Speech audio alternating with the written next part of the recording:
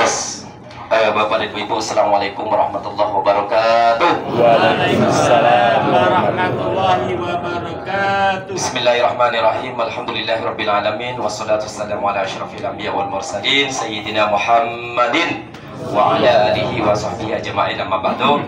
Para bapak, para ibu, para tamu Allah yang dimuliakan oleh Allah Subhanahu wa taala. Alhamdulillah pada sore hari ini kita semua diberi kesehatan oleh Allah, sehingga dengan nikmat sehat tersebut kita mampu melaksanakan aktivitas kita selama berada di kota Madinah Al-Munawwarah. Kemudian para jemaah sekalian, besok kita insya Allah akan melaksanakan inti tujuan kita, yaitu akan melaksanakan ibadah.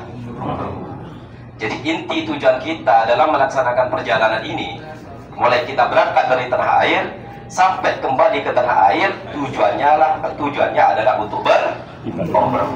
Dan besok ini tujuan utama kita ini akan kita laksanakan. Oleh karena itu Bapak dan Ibu, perlu kiranya kita ini mempersiapkan diri. Bagaimana caranya agar umroh yang kita laksanakan besok ini, para jemaah sekalian, senantiasa benar-benar menjadi umroh yang makbulah, yang diterima oleh Allah Subhanahu wa taala. Umroh yang akan kita laksanakan ini, para jemaah sekalian, itu merupakan perintah langsung dari Allah Subhanahu wa taala di dalam Al-Qur'an. Bahkan Bapak dan Ibu, perintah melaksanakan umroh itu sejajar dengan perintah melaksanakan ibadah haji. Wa atimul hajjah wal umrata lillah. Sempurnakanlah haji dan umroh karena Allah. Kemudian seperti yang disampaikan oleh Rasulullah SAW, al-umratu ilal umrati kafaratun lima bainahuma. Umroh yang kita lakukan itu, para jemaah sekalian, akan berfungsi sebagai kafarat atau penebus dari dosa-dosa antara umroh yang pertama dan umroh yang kedua. Oleh karena itu Bapak dan Ibu, agar kita mendapatkan apa yang dijanjikan oleh Rasulullah sebagai penghapus dari dosa-dosa kita, maka kita perlu berusaha bagaimana caranya agar umroh yang akan kita laksanakan besok ini senantiasa menjadi umroh yang makbulah, yang diterima oleh Allah Subhanahu wa taala. Apa yang harus kita lakukan, para jemaah sekalian, agar umroh kita ini diterima oleh Allah? Yang pertama Bapak dan Ibu adalah kita harus meluruskan niat kita, bahwa kita besok melaksanakan umroh ini tujuannya hanya satu, yaitu ingin mendapatkan keridhaan dari Allah, bukan karena yang lain. Artinya para jemaah sekalian, dalam melaksanakan umroh besok ini kita harus ikhlas lillahi ta'ala. Itu merupakan modal dari semua ibadah. Ibadah apapun Pak Bu, kalau tidak dilakukan dengan ikhlas lillahi ta'ala, maka semuanya akan tertolak. Oleh karena itu, besok dalam melaksanakan umroh ini, hati kita, tujuan kita harus satu tujuan, yaitu karena ingin mendapatkan keridhaan dari Allah, bukan karena yang lain. Wa ma umiru illa liya'budullaha mukhlishin. Kita tidak diperintah untuk beribadah kepada Allah kecuali didasari ikhlas lillahi ta'ala. Jadi mungkin sebelum kita berangkat, para jemaah sekalian, kita pengen sampai ke kota Mekah dengan berbagai tujuan. Ada yang pengen hanya sekedar mencari pengalaman, ada yang pengen hanya biar bisa disebut Pak Haji dan Bu Haji dan sebagainya. Niat yang seperti itu kita hapus. Kita melaksanakan umroh besok ikhlas lillahi ta'ala, bukan karena yang lain. Yang pertama. Yang kedua, para jemaah sekalian, agar umroh kita ini diterima oleh Allah adalah dalam melaksanakan umroh ini, Bapak dan Ibu, mulai awal pelaksanaan umroh sampai selesai pelaksanaan umroh harus sesuai dengan apa yang dicontohkan oleh Rasulullah SAW. Artinya dalam melaksanakan umroh ini, Pak Bu, kita itu tidak boleh membuat ritual sendiri berdasarkan pemahaman sendiri tanpa mencontoh apa yang dilakukan oleh Rasulullah SAW dalam melaksanakan umroh. Apalagi Rasulullah SAW telah menegaskan kepada kita, khuzu anni manasikakum, khuzu anni manasikakum, tirulah aku dalam manasik kalian, baik itu manasik haji ataupun manasik umroh. Kemudian para jemaah sekalian, kita akan mulai persiapan kita dari pagi hari. Koper jam 8 sudah harus ditaruh di depan kamar masing-masing untuk kita turunkan duluan ya. Sementara barang handbag, barang bawaan boleh ditaruh di kamar dulu. Termasuk kain ihram di situ dikeluarkan. Jangan taruh dalam koper. Selain kain ihram yang harus dikeluarkan juga gunting, barangkali ada yang bawa gunting, ataupun kebutuhan-kebutuhan selama dalam perjalanan. Kemudian Kemudian setelah koper kita keluarkan Bapak dan Ibu, maka pada saat itu besok pagi kita sudah harus menyiapkan pelaksanaan umroh kita dengan melaksanakan sunnah-sunnah ihram. Sunnah-sunnah ihram itu seperti apa? Sebelum memakai pakaian ihram, yang pertama memotong kuku, yang kedua merapikan ataupun mencukur bulu-bulu yang tumbuh di sekujur tubuh, tumbuh di ketiak, tumbuh di bawah, di tengah dan sebagainya, itu dicukur. Termasuk kumis, itu dicukur, sunnah sebelum berihram.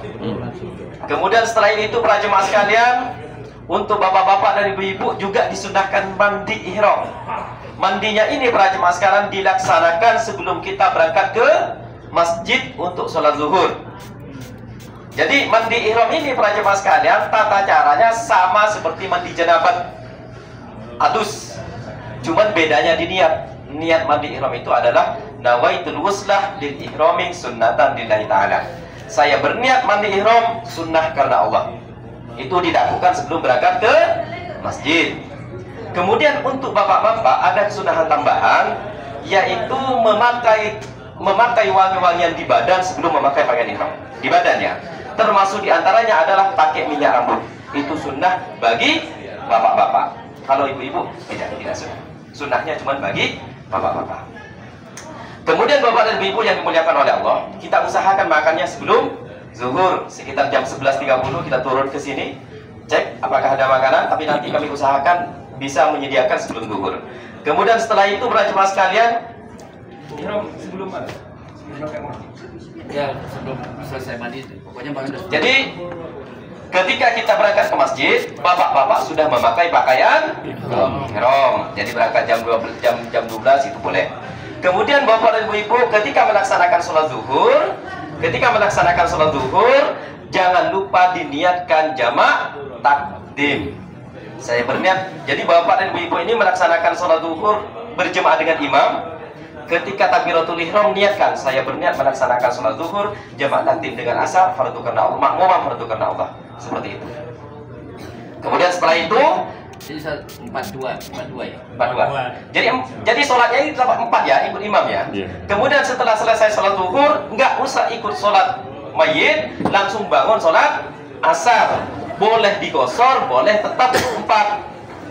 Enaknya itu digosor ya, di 2 rakaat. Seperti itu ya.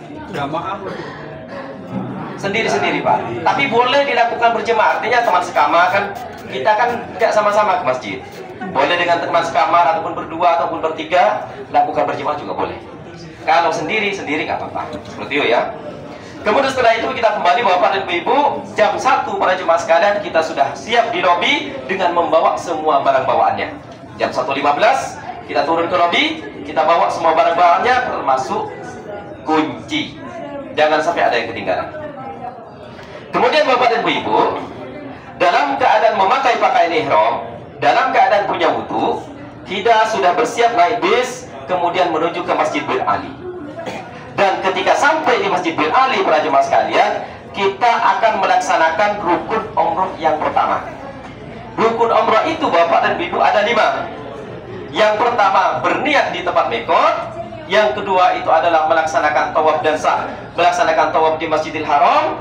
Yang ketiga itu adalah melaksanakan sa'i. Dan yang keempat itu adalah cukur. Dan yang terakhir itu adalah tertib, dilakukan secara berurutan. Jadi bapak dan ibu, selama dalam perjalanan dari hotel menuju ke Bir Ali, kita itu masih bebas memakai apa saja sebenarnya. Cuman sebagai persiapan kita sudah harus memakai pakaian ihram.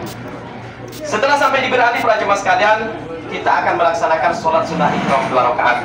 Rakaat pertama setelah Fatihah baca Al-Kafirun, setelah rakaat kedua setelah Fatihah baca Al-Ikhlas. Itu lebih baik. Kemudian setelah itu kembali ke bis, niatnya insya Allah akan kita baca bersama-sama di bis. Insya Allah akan dipandu oleh mutawif masing-masing bis. Jadi niatnya akan kita baca di bis. Karena Rasulullah pun ketika beliau melaksanakan niat, beliau niatnya di atas kendaraan. Cuman yang beliau bawa itu bukan bis, bukan mobil, tapi onta. Mau niat di atas onta? Di bis saja besok. Kemudian bapak dan ibu yang dimuliakan oleh Allah, ketika kita melafalkan niat di tempat mikot, melafalkan niat di tempat mikot ini Pak Bu, itu merupakan rukun yang paling penting. Karena setiap orang yang akan datang ke kota Mekah dengan tujuan untuk melaksanakan ibadah, maka wajib baginya berihram dari tempat mikot yang telah ditentukan oleh Rasulullah SAW. Itu merupakan kewajiban. Walaupun kita dalam keadaan pusing seumpamanya, walaupun kita dalam keadaan haid, ketika kita melewati tempat mikot, wajib berihram dari situ, berniat di situ, kemudian menuju kota Makkah Al-Mukarramah. Dari setiap penjuru para jemaah sekalian, itu tempat mikotnya sudah ditentukan oleh Rasulullah. Kalau kita dari Jeddah langsung ke Mekah, maka kita niatnya bermikotnya itu di alam-alam, di atas pesawat, atau juga di bandara. Itu dibolehkan oleh MUI. Kemudian kalau kita dari kota Madinah, Pak Bu, sebagaimana Rasulullah SAW, tempat mikotnya di Masjid Bir Ali. Kalau kita dari Riyadh ataupun dari Taif, para jemaah sekalian, maka tempat mikotnya di Khor Manazil. Jadi dari setiap penjuru menuju kota Makkah itu, para jemaah sekalian, kalau tujuannya kita datang ke kota Makkah beribadah, maka kita wajib berniat dari tempat mikot tersebut. Kalau tidak berniat langsung ke Mekah, tidak berihram, bagaimana hukumnya? Maka diwajibkan baginya menyembelih seekor kambing, karena dia termasuk jawazul mikot, orang-orang yang meninggalkan mikot. Kecuali tujuan kita datang ke kota Mekah itu bukan untuk ibadah, tapi untuk bekerja, berbisnis, city tour dan sebagainya. Tapi kalau tujuannya ibadah, para jemaah sekalian, wajib bermikot. Ibadah semua ya? Ya. Karena tujuan kita ibadah, maka wajib bermikot dari Masjid Bir Ali. Kemudian Bapak dan Ibu, setelah kita masing-masing memandu pelaksanaan niat, membimbing pelaksanaan niat para jemaah sekalian, maka mulai saat itu para jemaah sekalian, kita sudah memasuki fase ihram. Ketika kita telah memakai pakaian ihram, berniat ihram, berniat umroh, maka pada saat itu sikap kita, perbuatan kita, kata-kata kita tidak sebebas seperti kita tidak berihram. Ihram itu artinya mengharamkan para jemaah sekalian. Yang tadinya halal menjadi haram, makanya disebut dengan ihram. Kebalikan dari ihram itu adalah tahallul, yang tadinya haram menjadi halal. Jadi besok Bapak dan Ibu, ketika kita telah berniat para jemaah sekalian, ada hal-hal yang perlu diperhatikan, yang tidak boleh dilakukan oleh Bapak dan Ibu, sementara sebelum berihram itu boleh. Yang pertama, ini perlu diperhatikan para jemaah sekalian, karena kadang-kadang kita sampaikan berkali-kali, masih banyak yang melanggar dari larangan ihram tersebut. Oleh karena itu perlu diperhatikan, terutama bagi bapak-bapak dan ibu-ibu yang pertama kali melaksanakan ibadah umroh. Ya, yang pertama yang tidak boleh dilakukan oleh para jemaah sekalian adalah tidak boleh memakai wangi-wangian. Wangi-wangian yang dimaksud para jemaah sekalian itu bukan hanya parfum. Apapun yang mengandung wangi-wangian itu tidak boleh. Seperti hand sanitizer, seperti krim, bedak, sabun dan sebagainya itu tidak boleh. Bahkan asap para jemaah sekalian. Orang Arab biasanya Pak Bu, untuk mewangikan ruangan itu mereka pakai asap. Asap itu Bapak dan Ibu kemudian kita ambil, kita pakai ke badan kita, itu tidak boleh. Termasuk larangan ihram. Apalagi yang bentuknya jelas. Yang pertama. Yang kedua para jemaah sekalian adalah tidak boleh mencabut ataupun mencukur yang bulu-bulu yang tumbuh di sekujur tubuh. Entah itu tumbuh di kepala, di dalam hidung, di ketiak, ataupun di tempat lain, itu tidak boleh dicukur ataupun dicabut. Itu termasuk larangan ihram. Yang selanjutnya tidak boleh memotong kuku, tidak boleh menikah ataupun menikahkan, ataupun melakukan faktor-faktor yang berhubungan dengan pernikahan. Seperti apa faktor-faktor yang berhubungan dengan pernikahan? Bercumbu, berciuman, melihat seorang dengan syahwat dan sebagainya, itu termasuk larangan ihram. Baik itu dilakukan oleh suami istri, apalagi yang bukan suami istri. Ini harus hati-hati para jemaah sekalian. Karena kalau sampai melakukan hubungan suami istri, bapak dan ibu, ini merupakan pelanggaran berat.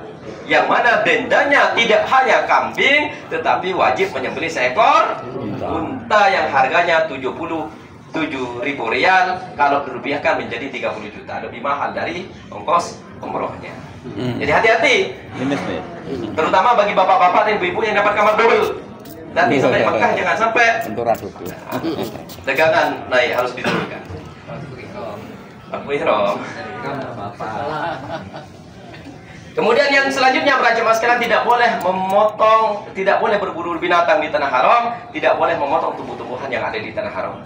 Yang saya sebutkan tadi itu para jemaah sekalian adalah umum, baik bapak-bapak dan ibu-ibu sama-sama tidak boleh. Kemudian yang khusus bapak-bapak para jemaah sekalian yang tidak boleh dilakukan adalah tidak boleh memakai pakaian yang berjahit. Yang boleh kita pakai adalah kain ihram atas dan bawah, itu saja. dan bapak-bapak. Kemudian tidak boleh menutup kepala, baik itu dengan kopiah atau dengan apapun yang menempel di kepala kita, termasuk dengan meletakkan kain ihram di atas kepala. Jadi tidak boleh menutup kepala dengan menempel. Kalau tidak menempel para jemaah sekalian, seperti ini, payung, bis, itu tidak masalah. Yang masalah itu yang tidak boleh, itu yang menempel. Kemudian yang selanjutnya, bapak-bapak tidak boleh memakai sandal atau sepatu yang bisa menutupi mata kaki. Termasuk diantaranya adalah tidak boleh pakai kaos kaki untuk bapak-bapak. Ini khusus untuk bapak-bapak. Sementara untuk ibu-ibu, pelarangannya hanya dua. Yang pertama adalah tidak boleh menutup muka, tidak boleh menutup telapak tangan. Termasuk diantaranya adalah tidak boleh pakai kaos tangan seperti kaos tangan pengantin. Seperti itu ya. Itu merupakan larangan ihram yang sebelumnya itu halal. Kemudian ketika dilaksanakan setelah berihram itu menjadi haram, menjadi tidak boleh. Makanya larangan itu disebut dengan larangan ihram. Kemudian Bapak dan Ibu, di samping itu para jemaah sekalian, kita juga tidak boleh melakukan hal-hal fasik, hal-hal yang berbau kemaksiatan. Seperti apa contohnya hal-hal yang berbau kemaksiatan? Tidak boleh merasanin orang, tidak boleh bergosip, menggunjing, ataupun membuli orang, itu tidak boleh. Artinya Bapak dan Ibu, selama kita berihram, kita harus benar-benar menjaga lisan kita. Jangan sampai lisan kita ini mengucapkan sesuatu yang kotor, yang tidak ada faedahnya, yang mengandung sara, yang mengandung pornografi dan sebagainya. Jadi kita harus hati-hati dengan lisan kita ini Pak Bu.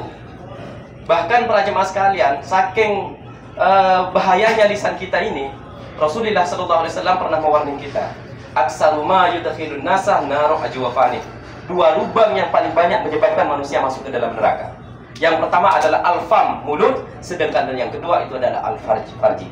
Jadi Bapak dan Ibu, orang yang ada di dalam neraka itu para jemaah sekalian, mayoritas disebabkan oleh dua lubang ini. Yang pertama adalah mulut, yang kedua adalah lubang alat kelamin.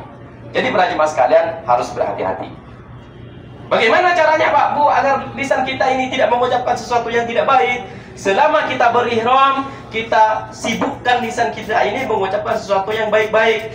Kalimat-kalimat thayyibah seperti membaca istighfar, baca sholawat, zikir, kemudian baca talbiyah dan sebagainya, sehingga tidak ada kesempatan lisan kita ini mengucapkan sesuatu yang tidak baik. Selama dalam perjalanan, mulai kita berangkat dari kota Madinah sampai tiba di kota Makkah Al-Mukarramah. Selain itu juga para jemaah sekalian, kita diwajibkan menjaga aurat. Jangan sampai aurat kita ini kelihatan orang lain. Bapak-bapak, baina surrati wal rukbati, di antara pusar sampai lutut, ibu-ibu seluruh anggota badan kecuali muka dan telapak tangan. Ini harus dijaga.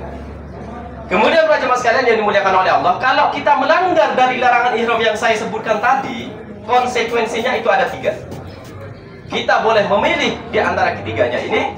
Ada juga pelanggaran yang diwajibkan salah satu dari sanksi ini. Apa sanksi yang 3 ini yang harus kita bayar ketika kita melanggar? Yang pertama yang kita kenal dengan dam. Dam ini Pak Bu, menyembelih seekor kambing. Menyembelih seekor kambing. Harganya sekitar 500 rial. Makanya harus hati-hati. Saya sertakan dengan harganya agar Bapak dan Ibu tahu, agar Bapak dan Ibu berhati-hati dalam melaksanakan ihram tersebut. Yang pertama. Yang kedua, yang kita kenal dengan fidyah. Fidyah itu memberi makan fakir miskin sebanyak 6 orang di tanah haram. Sedangkan yang ketiga adalah berpuasa selama 3 hari di kota Makkah Al-Mukarramah. Jadi kita boleh memilih di antara ketiganya. Namun ada pelanggaran yang diwajibkan dam. Seperti itu ya. Kemudian para jemaah sekalian yang dimuliakan oleh Allah, kita akan langsung melanjutkan perjalanan menuju kota Makkah Al-Mukarramah. Salat maghrib, insya Allah akan kita laksanakan jemaat akhir di Masjidil Haram. Jadi sebelum tawaf, kita insya Allah akan melaksanakan salat maghrib isya secara berjamaah ya. Kemudian kita melaksanakan tawaf. Kemudian Bapak dan Ibu, kita langsung menuju hotel. Setelah sampai di hotel kita makan malam. Setelah makan malam kami persilahkan untuk masuk kamar masing-masing. Di kamar kita harus hati-hati. Ingat, kita sedang berihram. Yang harus diperhatikan adalah jangan sampai kita melanggar ihram, jangan sampai pakaian kita kena najis, baik itu di peristirahatan ataupun di dalam hotel kita. Jangan sampai pakaian kita kena najis. Karena kalau kena najis para jemaah sekalian, kita wajib ganti atau dicuci. Kemudian Bapak dan Ibu yang dimuliakan oleh Allah, Setelah ini kita akan melaksanakan rukun umroh yang kedua. Apa rukun umroh yang kedua? Melaksanakan tawaf, mengelilingi Ka'bah sebanyak 7 kali, dimulai dari Hajar Aswad, berakhir di Hajar Aswad. Memulai putaran kita dari Hajar Aswad, berakhir di Hajar Aswad sebanyak 7 kali. Ini tawaf. Kemudian para jemaah sekalian, agar kita tawaf sah, agar tawaf kita sah, ada beberapa hal yang harus diperhatikan oleh bapak-bapak dan ibu-ibu, yaitu syarat sahnya tawaf. Yang pertama yang perlu diperhatikan, yang pertama, wajib kita melaksanakan tawaf tersebut dalam keadaan suci dari hadas dan najis. Yang pertama, suci dari hadas, artinya kita harus dalam keadaan punya wudu. Harus dalam keadaan punya wudu. Tidak boleh kalau tidak punya wudu. Yang pertama. Oleh karena itu para jemaah sekalian, kalau seumpamanya di antara kita, ketika kita melaksanakan tawaf, Pak Bu, kemudian ada yang kentut di perjalanan, maka jangan sampai dilanjutkan sampai sa'i. Harus sampaikan ke kita bahwa saya batal, sehingga pada saat itu kita berhenti antar wudu, kemudian lanjutkan kembali sampai di mana tadi kita kentut. Seperti itu.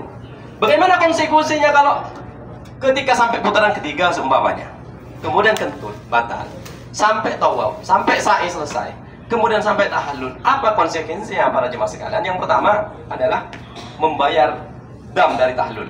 Yang pertama, karena bukan waktunya tahlul. Yang kedua, harus mengulang dari tempat kita batal tadi. Tawafnya diulang, sa'inya diulang. Oleh karena itu Bapak dan Ibu, kalau seumpamanya harus ada yang batal, harus dikasih tahu ke kita. Kalau bisa tidak ada yang batal. Seperti itu ya. Yang kedua para jemaah sekalian, suci dari najis. Apa yang harus suci dari najis? Yang pertama adalah pakaian kita. Pakaian kita harus suci dari najis. Kemudian yang kedua adalah badan kita. Sedangkan yang ketiga adalah tempat yang kita pakai untuk tawaf. Sedangkan yang keempat adalah benda-benda yang kita bawa tawaf. Dompet, uang, apapun yang kita bawa dalam keadaan ketika tawaf itu harus dalam keadaan suci. Kalau tidak suci, tidak boleh dibawa tawaf. Yang kedua para jemaah sekalian adalah, yang kedua Bapak dan Ibu yang perlu diperhatikan, salah satu syarat daripada sahnya tawaf itu adalah harus menutup aurat. Bapak-bapak di antara pusar sampai lutut harus ditutup, ibu-ibu seluruh anggota badan kecuali muka dan telapak tangan. Yang harus diperhatikan terutama ibu-ibu ketika melambaikan tangan. Bismillahirrahmanirrahim, kita mengangkat tangan kita, ternyata pakaian kita melorot ke bawah sehingga auratnya kelihatan. Kalau itu dilakukan dengan sengaja, maka itu akan dapat membatalkan tawaf.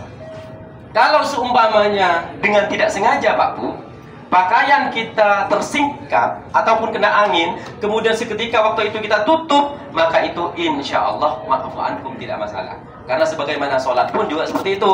Kalau pakaian kita tersingkap, kita tutup seketika, insya Allah tidak masalah. Yang masalah itu kalau dilakukan dengan sengaja.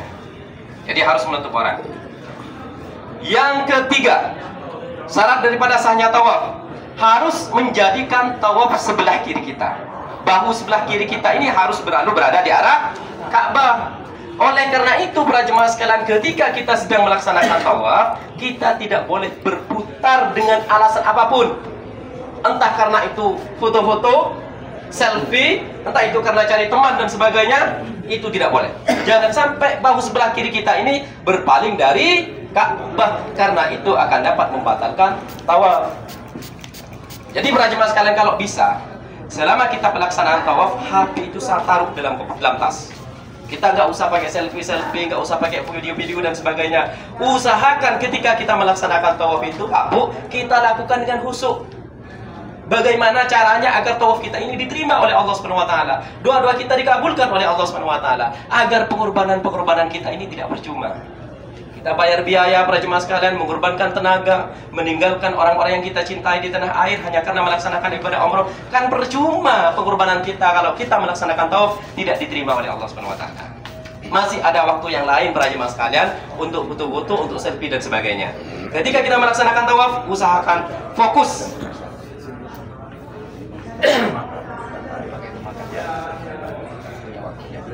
Makannya habis maghrib. Habis maghrib.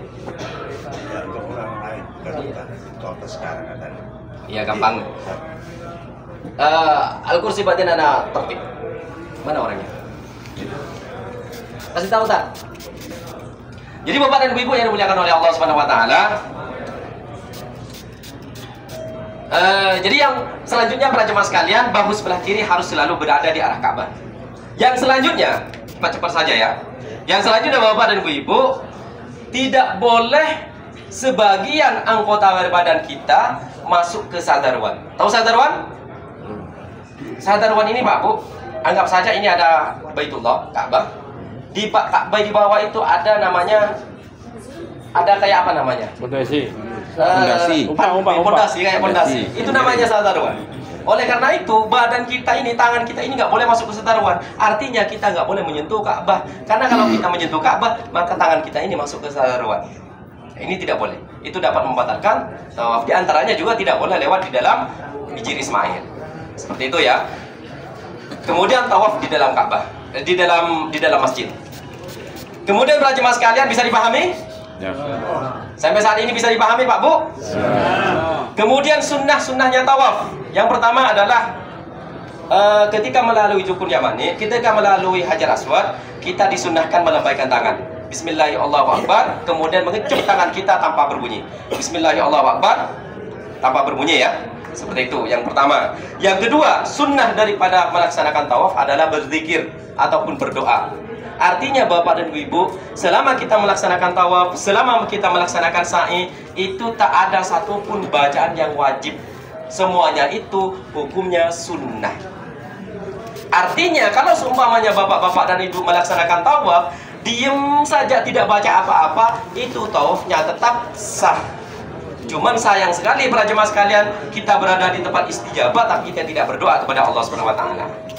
Namun para jemaah sekalian, ada beberapa doa yang dicontohkan oleh Rasulullah SAW ketika Rasulullah melaksanakan tawaf. Yang pertama, ketika memulai tawaf, Rasulullah membaca Allahumma imanan bika wa tasdiqan bi kitabika wa wafa'an bi ahdika wa tiba'an li sunnati nabiyika Muhammadin sallallahu alaihi wasallam.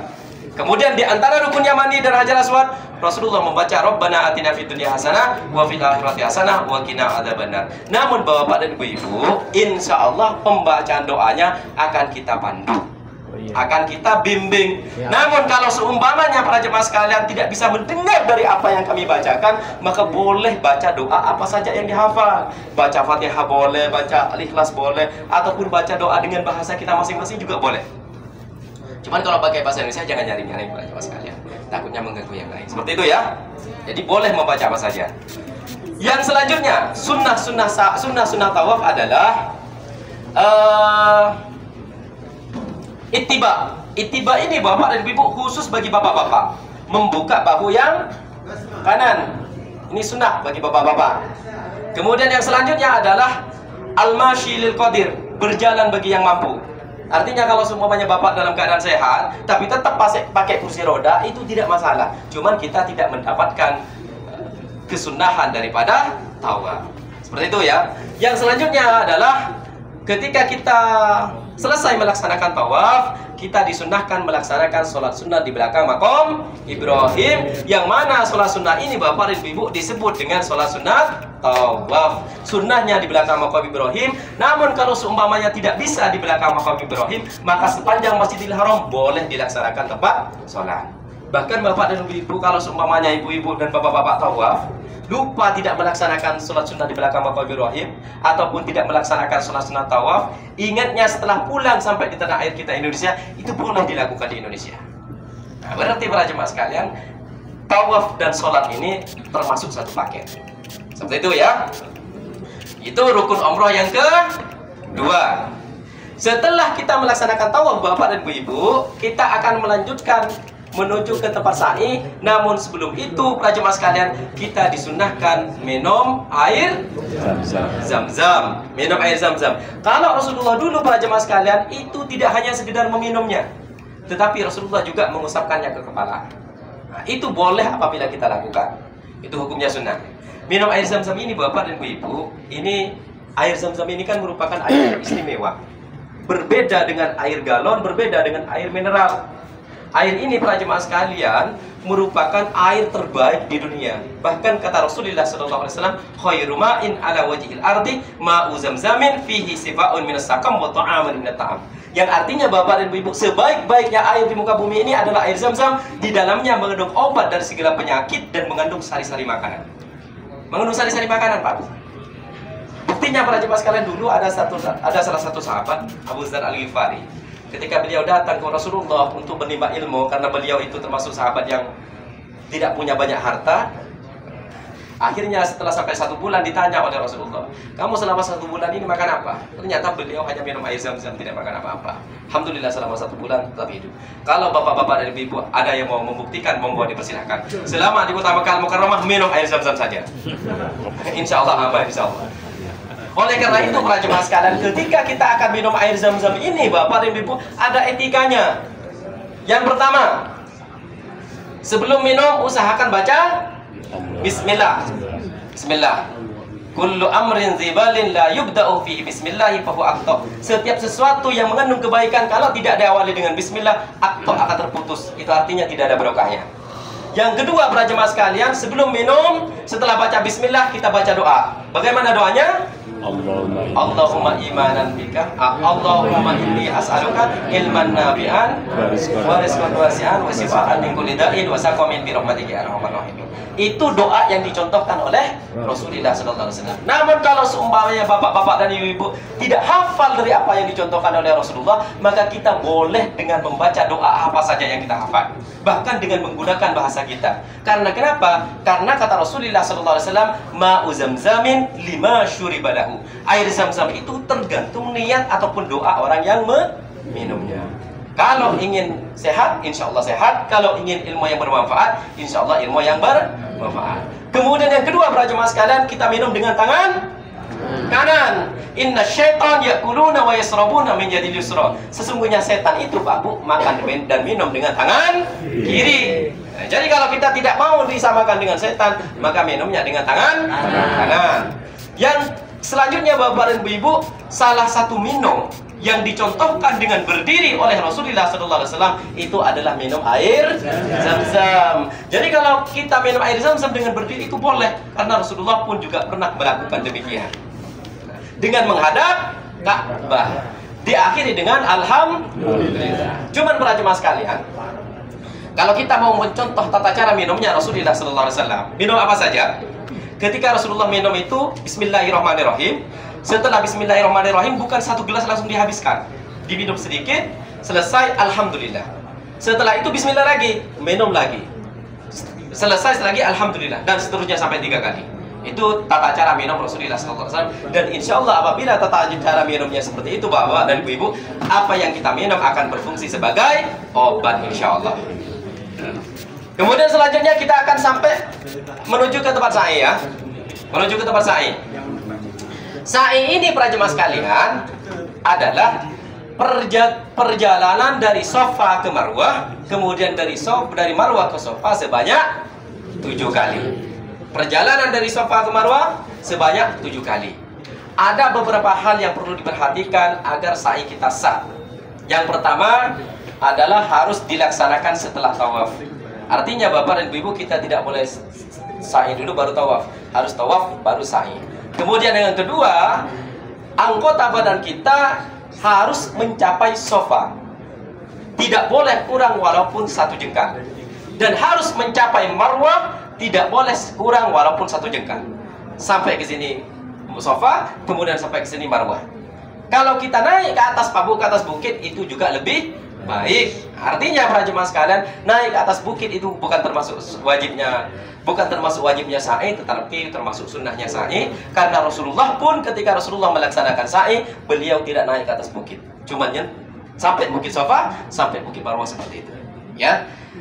Yang selanjutnya para jemaah sekalian yang dimuliakan oleh Allah Subhanahu wa taala, sunnah-sunnah sa'i seperti biasa Bapak dan Ibu, naik ke atas bukit tadi, kemudian di antara lampu hijau kita lari-lari kecil, kemudian berdoa. Kemudian sepanjang perjalanan kita disunahkan juga berdoa. Kemudian sunnahnya sa'i lagi adalah kita bersa'i dalam keadaan suci dari hadas maupun najis. Artinya para jemaah sekalian, kalau bapak dan ibu ketika bersa'i itu batal, itu tidak membatalkan sa'i. Artinya bersa'i dalam keadaan tidak punya wudu pun juga tidak masalah.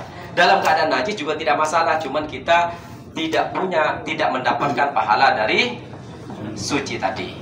Kemudian yang selanjutnya adalah sunnah-sunnah sa'i adalah dilakukan dengan berjalan. Di mana berjalan dan antara putaran dilaksanakan dengan cepat. Maksudnya bapak dan ibu satu putaran langsung seperti itu, tidak pada satu putaran beristirahat habis itu lanjut lagi, itu tidak mendapatkan sunnah kecepatan.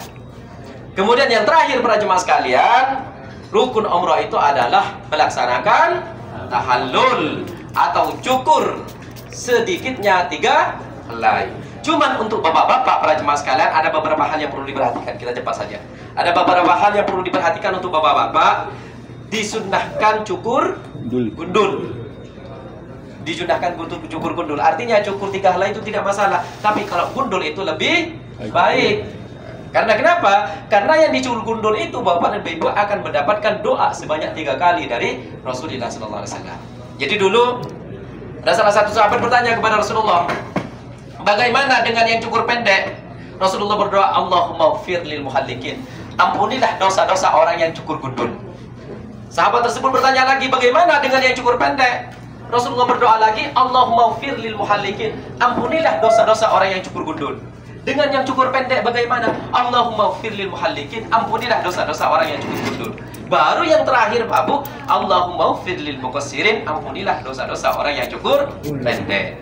Jadi kalau kita cukur gundul Pak Bu, bapak-bapak akan mendapatkan doa 3 kali dari Rasulullah. Tapi kalau cuma cukur pendek doanya 1 kali. Cuman kalau bapak-bapak mau cukur gundul, ketika selesai tawaf sa'i langsung ke tempat cukur, langsung gundul seperti itu. Jangan tahallul dulu. Kalau tahallul dulu berarti nanti cukurnya itu bukan cukur tahallul, tapi cukur biasa. Seperti itu ya. Ada yang mau gundul? Ada. Ada. Ya besok kita bareng-bareng. Mau gundul. Ini keistimewaan tersendiri. Daripada gundul di Indonesia, mendingan gundul di Mekah dapat doa 3 kali dari Rasulullah SAW. Kemudian setelah itu kita berdoa secara bersama-sama di Marwah. Kemudian setelah itu selesailah pelaksanaan ibadah umroh. Seperti itu. Ada yang mau ditanyakan? Ya. Itu kan ada umroh yang berdua. Kalau sudah gundul nanti tahallul yang kedua gimana? Tahallul yang kedua sekedar syarat saja. Cuman yang paling afdal itu Pak, umroh yang kedua, yang pertama ini merupakan umroh wajib. Umroh wajib ya. Yang kedua itu umroh sunnah. Jadi kalau menurut saya para jemaah sekalian, yang paling afdal gundul itu yang pertama. Gundul ya? Seperti itu ya? Iya. Berapa real? Ini kan kebetulan anak saya 10 real. 10 real. Misalnya dia tidak biar bisa mengganggu yang lainnya, kalau ada kursi roda bisa. Jadi bapak dan ibu, bapak-bapak dan ibu, kalau seumpamanya di antara kita ada yang ajis, ada yang sepuh, yang tidak bisa melaksanakan tawaf dan sa'i dengan berjalan, maka wajib info kepada guide ataupun kepada TL-nya masing-masing bahwa ini membutuhkan kursi roda. Didaftarkan mulai dari Madinah karena akan kita datangkan orang Indonesia yang insya Allah akan mendorong. Tapi kalau daftarnya kalau sudah sampai di hotel, maka otomatis kita carikan orang Arab.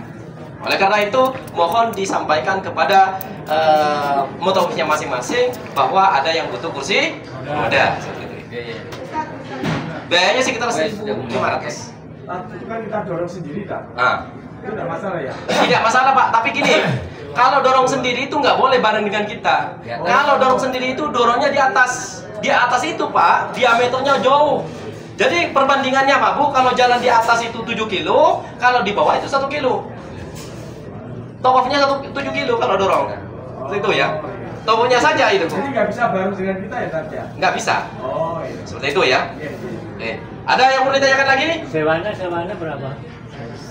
Sewa. Kalau dengan orangnya itu biasanya 1.500.000 Pak. Kalau kursi roda sendiri nanti kita pinjamkan di hotel. Seperti itu ya. Ada lagi? Tidak ada? Ya,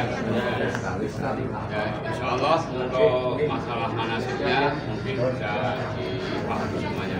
itu masuk teknisan. Ketika kita itu kan 3 bis saja, tidak semuanya harus bareng. Lalu tidak jujuk buta dulu kan. Ya, meskipun nanti jujuk ada yang usul dari Jawa. Jadi baru gantian. Jadi ini kita teruskan Pak. Jadi kalau nanti sudah masuk semuanya, kadang-kadang kan syukur bisa bareng. Kalau tidak bisa kan harus yang datang harus sabar dulu, nunggu yang lainnya. Kemudian ketika kita mau masuk masjid haram, itu satu bis di mutawi satu ustaz atau semuanya bareng saja. Boleh. Itu yang kedua. Kemudian ketiga, kesunahan yang kita pahami ketika kita itu tawaf 3 putaran awal untuk bapak-bapaknya ramal atau tidak. Kemudian di saya juga begitu. Untuk bapak-bapak nanti di putaran pertama, kedua, ketiga itu pakai ramal atau tidak. Monggo. Begini Pak. Assalamualaikum warahmatullahi wabarakatuh. Salam warahmatullahi wabarakatuh. Untuk teknis pelaksanaan tawaf, apakah bareng 3 bis itu kondisional? Kondisional ya, tergantung dari kondisi. Kondisinya setelah sampai kita di sana. Kemudian untuk masalah sunnah tawaf, memang untuk bapak-bapak putaran pertama, kedua dan ketiga itu sunnah lari-lari kecil di tawaf. Cuman ini biasanya para jemaah sekarang tidak bisa kita lakukan, bukan tidak bisa, agak sulit kita lakukan karena kalau di tawaf itu kita lakukan secara rombongan. Kalau kita lakukan bapak-bapaknya lari-lari kecil, maka ibu-ibunya ketinggalan. Seperti itu ya. Ini untuk di tawaf ya. Dan kemudian selain itu para jemaah sekalian, kita insya Allah teknisnya Pak Bu, ketika melaksanakan tawaf itu ibu-ibu itu di tengah, sementara bapak-bapak di pinggir. Seperti itu ya. Ibu-ibu ngumpul sama-sama ibu-ibu, bapak-bapak ngumpul sama bapak seperti itu untuk memagari ibu-ibu agar tidak diterobos sama orang-orang luar. Seperti itu. Oleh karena itu ini sulit untuk bisa kita lakukan walaupun ini sunnah. Makanya kalau bapak-bapak itu melaksanakan tawaf sendiri, putaran pertama, kedua dan ketiga itu sunnah lari-lari kecil di tawaf. Kalau di sa'i insya Allah bisa kita lakukan Pak. Karena kalau di sa'i itu yang lari-lari kecil cuma sedikit. Nah, cuma sedikit seperti itu ya. Sudah semua? Cukup ya? Seandainya kita saat tawaf batal, apakah kita boleh membawa kayak gitu semprotan untuk wudhu? Itu kalau menurut saya kurang mencukupi Pak. Ketika tawaf itu kurang mencukupi. Semprotan itu kurang mencukupi. Di tempat tawaf itu Pak Bu, ada tempat wudhu.